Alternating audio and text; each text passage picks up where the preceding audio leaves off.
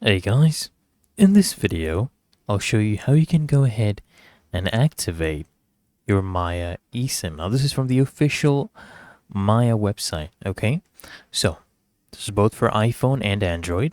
So for iPhone, you just tap and hold the QR code and select Add eSIM, okay? What you can also do is you can use the camera app to scan the QR code. And on the following screen, you just follow the prompts. To install the new data plan, the default options are okay. You can go ahead and accept that. And once the new data plan has been added, make sure that data roaming is set on in your phone's settings.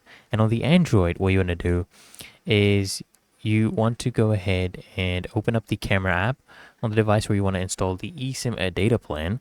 Just point the camera at the QR code, tap on the notification that appears, which should say data plan.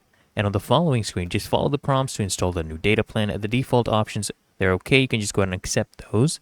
And once that new data plan has been added, make sure that data roaming is set on, okay? It applies for both of them in your phone's settings. But otherwise, it's really that easy and simple.